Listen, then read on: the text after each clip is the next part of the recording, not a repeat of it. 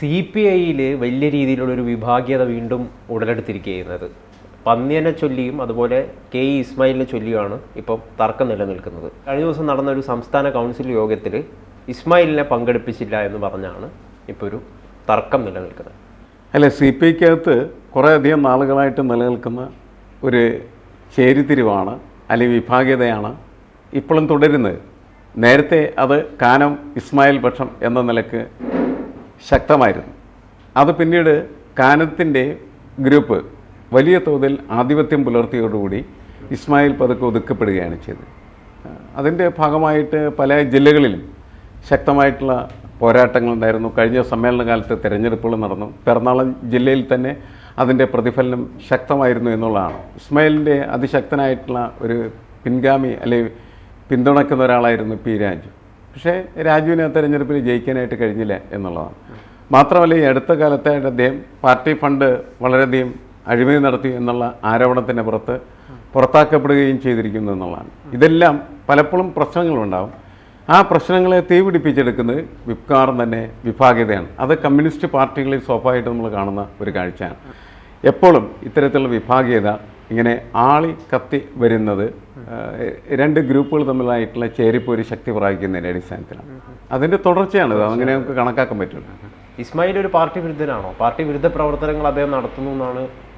അല്ല, പാർട്ടി വിരുദ്ധ പ്രവർത്തനം നടത്തുക എന്ന് പറഞ്ഞിട്ടുണ്ടെങ്കിൽ വിഭാഗീയതയുടെ ഒരു വശത്ത് നിൽക്കുന്ന ആളുകൾ മറുവശത്ത് നിൽക്കുന്ന ആളുകളിൽ നിന്ന് ആരോപിക്കപ്പെടുന്ന ഒരു കാര്യമാണത്. അതായത് ഔദ്യോഗിക പക്ഷം പറയുന്നത് എന്താണെന്ന് വെച്ച് കഴിഞ്ഞിട്ടുണ്ടെങ്കിൽ ഇസ്മായിൽ പാർട്ടി വിരുദ്ധ പ്രവർത്തനം നടത്തിക്കൊണ്ടിരിക്കുന്നത് എന്നായിരിക്കും പറയുന്നത്. അതിൻ്റെ കാരണം നേരത്തെ ഞാൻ പറഞ്ഞാണ്, വിഭാഗീയതയാണ് അതിൻ്റെ കാരണം. പാർട്ടി വിരുദ്ധ പ്രവർത്തനമല്ല, ഔദ്യോഗിക പക്ഷത്തിന് ഇഷ്ടമില്ലാത്തതായിട്ടുള്ള കാര്യങ്ങളായിരിക്കും ചിലപ്പോൾ അവർ ചെയ്യുന്നത്. അപ്പം അങ്ങനെ ചെയ്യുന്നതിനെ പാർട്ടി വിരുദ്ധ പ്രവർത്തനം എന്ന നിലക്ക് അവതരിപ്പിച്ചുകൊണ്ടാണ് പാർട്ടിയിൽ അതിനെ ആളെ കൂട്ടിക്കൊണ്ടിരിക്കുന്നത്. പാർട്ടി വിരുദ്ധ പ്രവർത്തനം നടത്തുന്ന ഒരാളെ പാർട്ടിയിൽ നിന്ന് പുറത്താക്കാൻ പറയും. സ്വാഭാവികമായിട്ടും അങ്ങനെയാണ് എപ്പോഴും കമ്മ്യൂണിസ്റ്റ് പാർട്ടിക്കകത്ത് ഈ പർജിങ് എന്ന് പറയുന്ന പ്രോസസ്സ് നടക്കുന്നത്. അങ്ങനെയാണ്, അതിൻ്റെ ഒരു ഭാഗമായിട്ടാണ്. പക്ഷേ പഴയ കാലത്തെ പോലെ ഇപ്പോൾ പർജിങ് ഒന്നുമില്ല. പകരം എന്താണെന്ന് വെച്ചാൽ ഔദ്യോഗികമായിട്ട് അധികാരസ്ഥാനത്ത് നിന്ന് പിറക്കി പുറത്തിറക്കാമെന്നാണ്. അതിലേക്ക് ഒതുങ്ങി. നേരത്തെ പാർട്ടിയിൽ നിന്ന് പുറത്താക്കുമായിരുന്നു അല്ലേ? പാർട്ടിക്കകത്തുള്ള പ്രധാനപ്പെട്ട ഒരു മുദ്രാവാക്യം എന്ന് പറഞ്ഞിട്ടുണ്ടെങ്കിൽ പൊന്നു കായ്ക്കും മരമായാലും പുരയ്ക്കും ഇത് വളർന്നാൽ വെട്ടിമാറ്റം കെട്ടായം. ഇതാണ് മുദ്രാവാക്യം. കണ്ണൂരിലേക്ക് എത്രയോ കാലം വിളിച്ചിട്ടുള്ള ഒരു മുദ്രാവാക്യമാണ്. അപ്പോൾ ആ മുദ്രാവാക്യം ഇപ്പം ഇല്ല. കാരണം എന്ന് വെച്ചാൽ ഈ വെട്ടിമാറ്റലല്ല, പകരം എന്ത് ചെയ്യുന്നത് വെച്ചാൽ അധികാരത്തിൽ നിന്ന് പുറത്തിരുത്തുക എന്നുള്ളതാണ്. ഇസ്മായിൽ ഇപ്പോൾ അധികാരത്തിന് പുറത്താണ് ശരിക്കും പറഞ്ഞത്. പന്ന്യനും അതുപോലെ തന്നെ പ്രായം കൊണ്ട് അവരുടെ ഔദ്യോഗിക സമിതികളിൽ നിന്ന് പുറത്തിരിക്കേണ്ട ഒരാളാണ്. പക്ഷേ വിഭാഗീയ പ്രവർത്തനത്തിൻ്റെ ഭാഗമായിട്ട് പന്ന്യനെ കൊണ്ടുവരികയും അതേപോലെ തന്നെ ഇസ്മായിലിനെ കൊണ്ടുവരാതിരിക്കുകയും ചെയ്യുന്നതിൻ്റെ ഫലമായിട്ടാണ് ഇപ്പോൾ ലതാദേവി അല്ലേ? അത് അതിൻ്റെ ഒരു അത്തരത്തിലുള്ള ഒരു വിഷയം ഉന്നയിച്ച് മുന്നോട്ട് വന്നിരിക്കുന്നത് ലതാദേവിയാണ്. അത് അനിലിൻ്റെ ഭാര്യയാണ് എന്നുള്ളതാണ് പ്രധാനപ്പെട്ട കാര്യം. കാരണം അദ്ദേഹം അതിശക്തമായിട്ട് കാനത്തിനൊപ്പം നിന്നിരുന്ന ഒരാളാണ്. അതുകൊണ്ട് എന്തുകൊണ്ട് ലതാദേവി ഇത്തരത്തിലുള്ള ഒരു ആവശ്യം ഉന്നയിച്ചു എന്നുള്ളത് ഒരത്ഭുതവും വിസ്മയവുമായിട്ട് പാർട്ടിക്കൊപ്പം നിൽക്കുകയാണെന്ന് എനിക്ക് തോന്നുന്നു. പന്ന്യൻ രവീന്ദ്രൻ പാർട്ടി മുഖപത്രത്തിൻ്റെ ചുമതല ഇപ്പം വഹിച്ചുകൊണ്ടിരിക്കുകയാണ്. അപ്പം അതിൻ്റെ ഒരു കാരണം കൊണ്ടാണ് അദ്ദേഹം കഴിഞ്ഞ ദിവസത്തെ യോഗത്തിൽ അദ്ദേഹത്തെ പങ്കെടുപ്പിച്ചതെന്നാണ് പറയുന്നത്. അല്ല, CPIക്കകത്ത് പലപ്പോഴും ഇങ്ങനെ സംസ്ഥാന കൗൺസിലിൽ നേരിട്ട് അംഗത്വമില്ലാത്തവരോ അല്ലെങ്കിൽ ക്ഷണിക്കപ്പെടാത്തവരോ ക്ഷണിക്കപ്പെടുന്നവരായി മാറിത്തീരുന്നതിന് വേണ്ടി ചില ഉപാധികളുണ്ട്. അതിലൊന്നാണ് പാർട്ടി പത്രത്തിൻ്റെ ചുമതല വഹിക്കുന്ന ആൾ, വർഗ ബഹുജന സംഘടനകളുടെ സെക്രട്ടറിയോ പ്രസിഡൻറ്റോ അങ്ങനെയൊക്കെയുള്ള ഔദ്യോഗിക സ്ഥാനങ്ങൾ വഹിക്കുന്ന വ്യക്തികൾ. അവരെ ഈ രീതിയിൽ കൊണ്ടുവരാനായിട്ടുള്ള ഒരു പ്രൊവിഷൻ അവിടെയുണ്ട്. ആ ലൂപ്പ് ഹോൾ ഉപയോഗിച്ചുകൊണ്ടാണ് ഇപ്പോൾ യഥാർത്ഥത്തിൽ പ്രായം കഴിഞ്ഞ പന്ന്യനെ ഇതിനകത്ത് ക്ഷണിതമായി ക്ഷണിച്ചിരിക്കുന്നത്. അപ്പോൾ മറ്റവരുടെ ആവശ്യം ഇസ്മായിലിനും കൊണ്ടുവരുന്നതെന്ന്. അപ്പോൾ ഇങ്ങനെ വരാനുള്ള പ്രധാനപ്പെട്ട ഇപ്പോൾ ദിവാറിൻ്റെ കാര്യം ആരും സംസാരിക്കുന്നില്ല. കാരണം ദിവാറിൻ്റെ പിന്നിൽ ആരുമില്ല എന്നാണ് എനിക്ക് തോന്നുന്നത്. അണികൾ ആരുമില്ലെങ്കിൽ പുറത്താക്കപ്പെടുന്നതായിട്ടുള്ള നേതാക്കൾക്ക് വേണ്ടി സംസാരിക്കാൻ ആരും ഉണ്ടാവില്ല എന്നുള്ളതാണ്. അപ്പോൾ ഈ ചേരി നിൽക്കുന്ന സമയത്ത് മാത്രമാണ് ഒരാൾക്ക് വേണ്ടി സംസാരിക്കാനായിട്ട് ഒരു ശബ്ദം ഉയരുകയുള്ളൂ. അങ്ങനെ ലതാദേവി ഇപ്പോൾ അത്തരത്തിൽ ആ വിഭാഗീയതയുടെ ഭാഗമായി നിൽക്കുകയാണോ എന്ന സംശയം പാർട്ടിക്കകത്ത് ഉയർന്നുവെന്നുണ്ട്.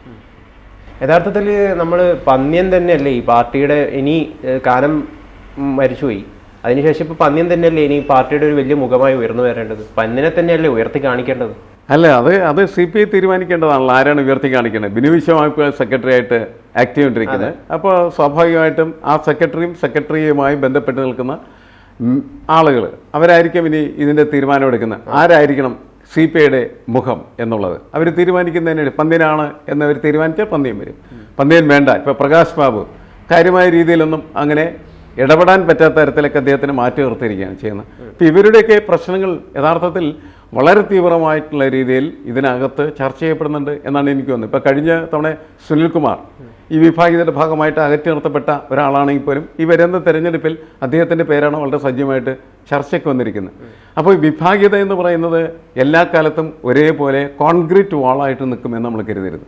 കുറേ ആളുകൾ ഇപ്പുറത്ത് അങ്ങോട്ട് പോവുകയും അപ്പുറത്ത് ഇങ്ങോട്ട് വരികയൊക്കെ ചെയ്യും. അപ്പോൾ ഈ ശാക്തീയ ചേരികളിൽ വ്യത്യാസം വരും. അത് CPIയിലും മാത്രമല്ല CPMലും അങ്ങനെയൊക്കെ തന്നെയായിരുന്നു. അപ്പോൾ ഈ ശാക്തീയ ചേരികളിൽ വരുന്ന വ്യത്യാസത്തിൻ്റെ അടിസ്ഥാനത്തിൽ ഒരു പ്രത്യേക ഘട്ടത്തിൽ തമസ്കരിക്കപ്പെട്ട നേതാക്കൾ വേറെ ഒരു സുപ്രഭാതത്തിൽ ഉയർത്തെഴുന്നേൽക്കുന്ന കാഴ്ച കാണാൻ പറ്റും.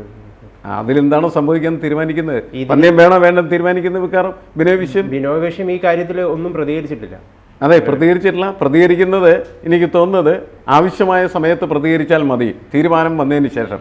എന്ന് വെച്ചാൽ അവർ ഗ്രൂപ്പൊക്കെ കൂടി തീരുമാനിച്ച് ആരെയാണോ ഇതിൻ്റെ മുഖമായിട്ട് മാറ്റി തീർക്കാനായിട്ട് പോകുന്നത് അവർ പ്രൊജക്റ്റ് ചെയ്യുക. ആ പ്രൊജക്റ്റ് ചെയ്യുന്നത് വരെ നമുക്കിതിനകത്ത് സംശയത്തോടെ തന്നെ കാത്തിരിക്കേണ്ടി വരും, ആരായിരിക്കും വരാൻ പോകുന്ന കാലഘട്ടത്തിൽ CPIയുടെ മുഖം എന്നുള്ളത്.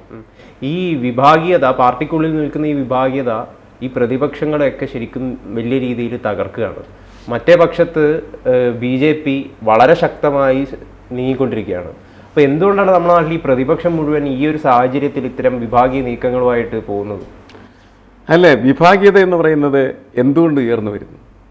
അതിനുള്ള ഉത്തരം വിഭാഗീയത ഉയർന്നു വരുന്നതിൻ്റെ ഒരു അടിസ്ഥാനം എന്ന് പറയുന്നത് അധികാരമാണ്. അധികാരത്തിലെത്താനുള്ള വഴികൾക്ക് വേണ്ടിയിട്ട് സാധാരണ രീതിയിൽ ഉപയോഗിക്കുന്നതിൽ നിന്ന് വ്യത്യസ്തമായിട്ടുള്ള രീതികൾ പ്രയോഗിക്കുമ്പോഴാണ് ഈ പാർട്ടിക്കകത്ത് തന്നെ വലിയ ഗ്രൂപ്പ് പ്രവർത്തനം, അടുക്കള ചർച്ചകൾ, അങ്ങനെയൊക്കെയുള്ള സംവിധാനങ്ങളിലൂടെ വികസിച്ചു വരുന്ന ഈ വിഭാഗീയതയാണ് പിന്നീട് അത് പുറത്തേക്ക് പ്രകടമായി തീരുന്നത്. ഇപ്പോൾ പ്രതിപക്ഷം ഇപ്പം നമുക്കറിയാം, BJP കേരളത്തിലെ BJPക്കകത്തും ഇതേപോലെ ശക്തമായിട്ടുള്ള വിഭാഗം നിലനിൽക്കുന്നുണ്ട്.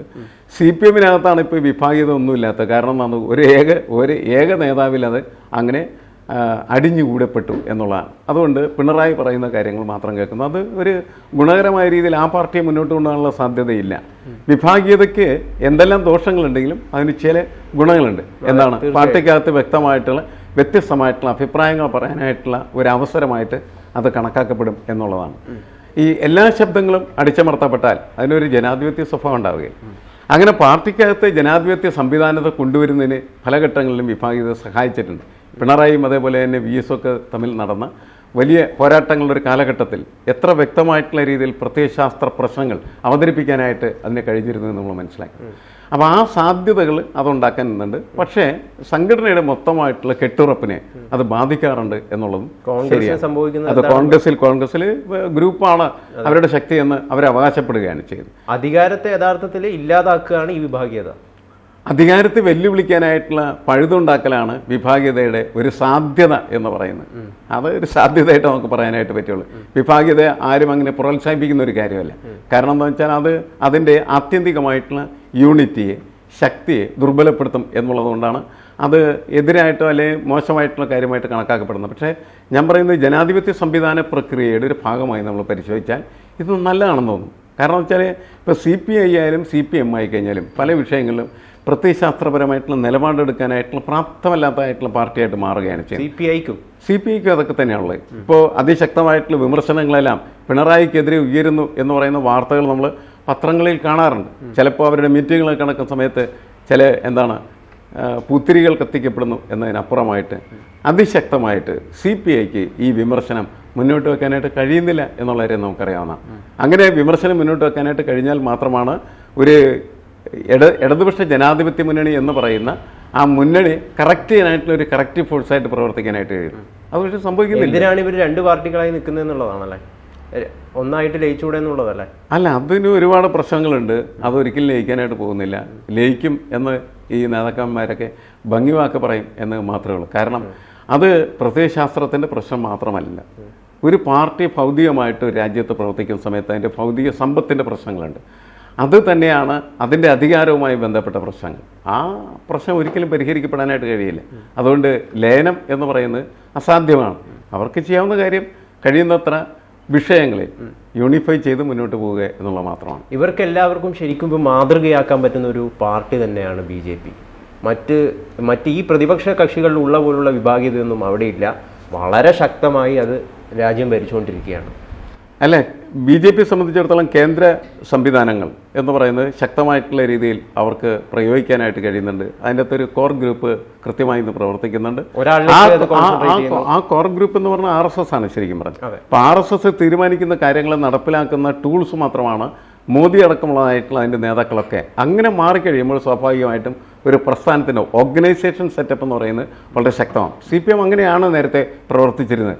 കാരണം അങ്ങനെ പ്രവർത്തിക്കുമ്പോഴാണ് വ്യക്തികൾക്ക് അവരർഹിക്കുന്ന പ്രാമുഖ്യം മാത്രം നൽകുകയും അതിനപ്പുറത്തേക്ക് ഒരിക്കൽ പോലും വലിയ ദൈവങ്ങളായിട്ട് അവർ മാറാതിരിക്കുകയും ചെയ്യുന്നത്. ആൾദൈവങ്ങൾ പാർട്ടിയിലകത്തുണ്ടായ പാർട്ടി താറും തരിപ്പണമുള്ള സാധ്യതകൾ കൂടുതലാണ് ഉണ്ടാകുന്നത്. നേരത്തെ ഈ CPM പോലെയുള്ള അല്ലെങ്കിൽ CPI പോലെയുള്ള സംഘടനകൾക്ക്, കേഡർ സ്വഭാവമുള്ള സംഘടനകൾക്കൊക്കെ ഈ കോർ സംവിധാനം ഉണ്ടാകുകയും അവരുടെ അകത്ത് തീരുമാനമെടുക്കുന്നത് നടപ്പിലാക്കാൻ മാത്രമാണ് നേതാക്കളെ പരിശ്രമിക്കുകയും ചെയ്തത്. പക്ഷേ ഇപ്പോൾ അതിന് പകരമായിട്ട് ഈ നേതാക്കളൊക്കെ തന്നെ ഓരോ നക്ഷത്രങ്ങളായിട്ട് ഉയർന്നു വരികയും അവർ എല്ലാവരെയും നയിക്കാനായിട്ട് തീരുമാനിക്കുകയും ചെയ്യുന്നുള്ളതാണ്. അതതിൻ്റെ അപകടകരമായിട്ടുള്ള അവസ്ഥ. പാർട്ടിക്ക് നിലനിൽക്കണമെങ്കിൽ അത്തരം നക്ഷത്രങ്ങൾ ആവശ്യമില്ലേ?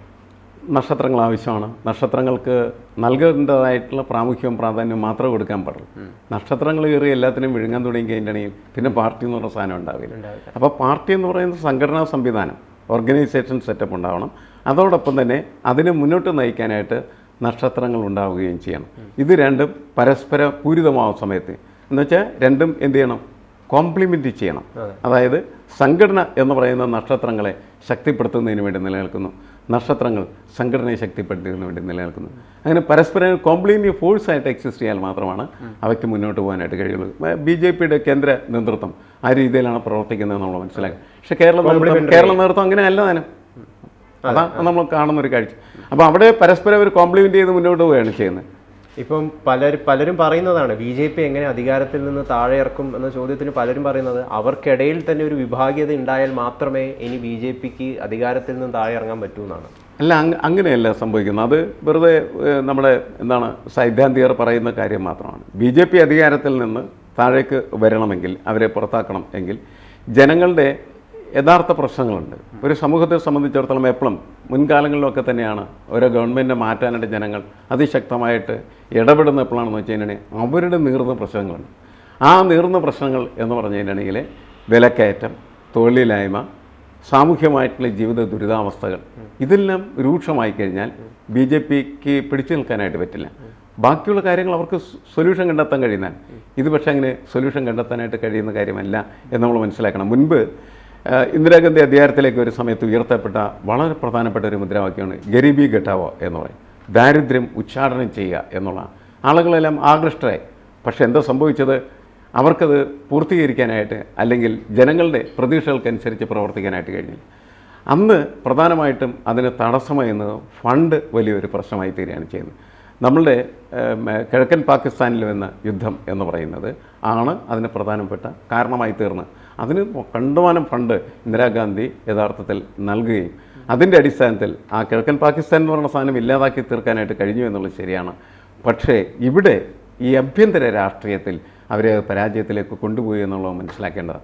അങ്ങനെയുള്ള വിഷയങ്ങൾ വരുമ്പോൾ മാത്രമാണ് ഒരു സർക്കാർ സാധാരണ രീതിയിൽ പുറത്തു പോകണോ വേണ്ടയോ എന്ന ക്വസ്റ്റ്യൻ ജനങ്ങളിൽ ഉയരുകയും നിലവിലതില്ല. ആ നിലവിൽ അങ്ങനത്തെ ഒരു സാഹചര്യത്തിലേക്ക് കാര്യങ്ങൾ പോകുന്നില്ല എന്നുള്ളതാണ് പ്രധാനപ്പെട്ട കാര്യം. അതുകൊണ്ടാണ് ഈ രാഷ്ട്രീയ വിശാരദന്മാരെല്ലാം ചേർന്ന് ഇതിങ്ങനെ സംഭവിച്ചാൽ മാത്രമേ നടക്കുകയുള്ളൂ എന്ന് പറഞ്ഞാൽ അതിൽ വലിയ കഥയൊന്നുമില്ല എന്നാണ് എനിക്ക് തോന്നുന്നത്.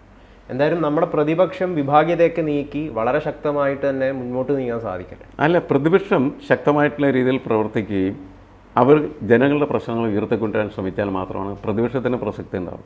അല്ലെങ്കിൽ ഒരു പ്രസക്തി ഉണ്ടാവില്ല. ഇങ്ങനെ തന്നെ കാര്യങ്ങൾ തുറന്നു പോവുകയായിരിക്കും സംഭവിക്കും. കൂടുതൽ വാർത്തകളും വിശേഷങ്ങളും നിങ്ങളിലേക്ക് എത്താൻ ABC മലയാളം സബ്സ്ക്രൈബ് ചെയ്യുക, ബെൽ ബട്ടണും അമർത്തുക.